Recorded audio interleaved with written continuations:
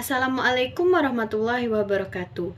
Perkenalkan saya Valerina Farida dengan NPM F0H023079 dari tingkat 1B Program Studi D3 Keperawatan Universitas Bengkulu.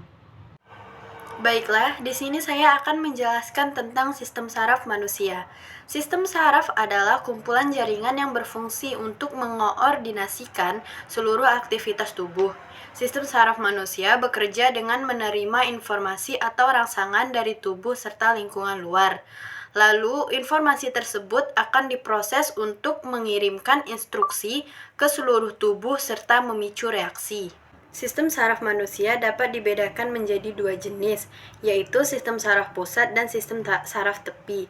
Sistem saraf pusat merupakan suatu sistem yang berfungsi untuk menerima dan menerjemahkan informasi atau rangsangan dari sel-sel saraf tepi yang tersebar di seluruh tubuh.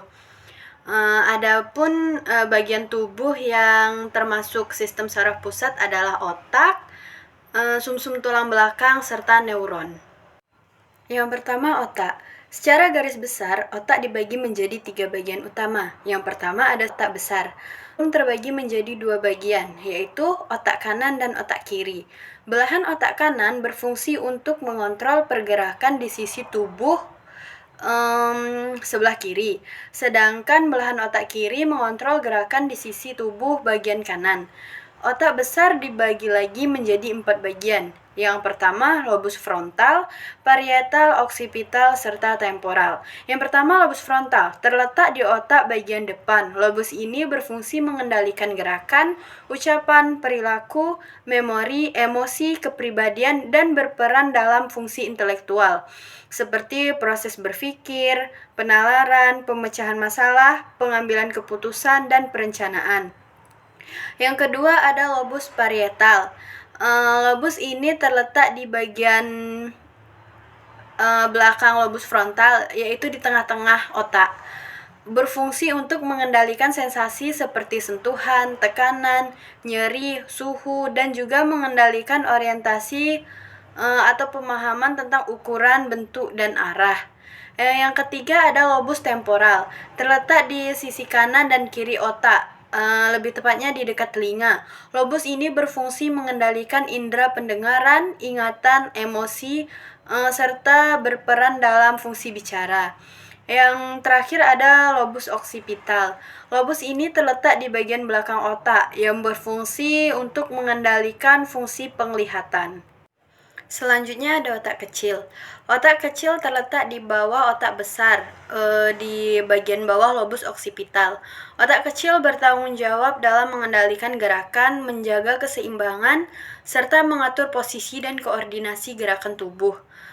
Otak kecil juga berperan dalam mengendalikan motorik halus, seperti menulis dan melukis, serta koordinasi tangan dan kaki.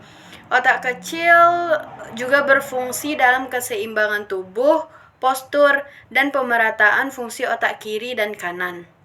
Yang terakhir ada batang otak. Batang otak adalah seikat jaringan saraf di dasar otak yang terletak di depan otak kecil yang berfungsi sebagai stasiun pemancar yang menghubungkan otak besar ke saraf tulang belakang, serta mengirim dan menerima pesan antara berbagai bagian tubuh dan otak. Batang otak terdiri dari 3 struktur utama. Yang pertama otak tengah, pons, serta medula oblongata. Yang pertama ada otak tengah yang berfungsi untuk pendengaran, gerakan mata, sensasi wajah, hingga respon dari perubahan lingkungan, serta mengatur pergerakan mata, memproses informasi visual dan suara yang diterima oleh otak. Yang kedua ada pons. Pons merupakan kumpulan dari saraf yang menghubungkan berbagai bagian otak dan terdapat ujung awal saraf kranial. Saraf kranial adalah saraf yang berperan dalam pergerakan wajah dan mengantarkan informasi sensori ke otak. Yang ketiga ada medula oblongata. Medula oblongata berfungsi sebagai pusat pengaturan aktivitas tubuh, termasuk mengalirkan darah, kadar oksigen, serta fungsi jantung dan paru-paru. Selanjutnya saya akan menjelaskan bagian sel saraf beserta fungsinya. Yang pertama ada dendrit.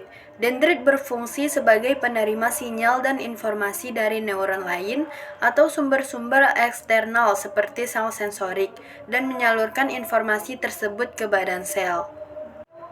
Yang kedua ada nukleus, yang berfungsi sebagai pusat komando yang menyimpan materi genetik dan mengontrol pertumbuhan dan reproduksi sel. Yang ketiga ada soma atau badan sel yang berfungsi dalam sintesis protein dan pemrosesan molekul. Selanjutnya ada akson yang berfungsi dalam mengirimkan impuls listrik dari badan sel menuju ujungnya yang disebut sebagai terminal akson. Selanjutnya ada selubung myelin yang berfungsi untuk melindungi dan memberi nutrisi akson.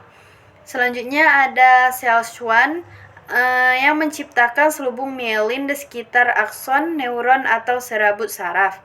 Selanjutnya ada nodus Ranvier yang berfungsi dalam memfasilitasi konduksi garam untuk mempercepat impuls yang mengalir pada akson.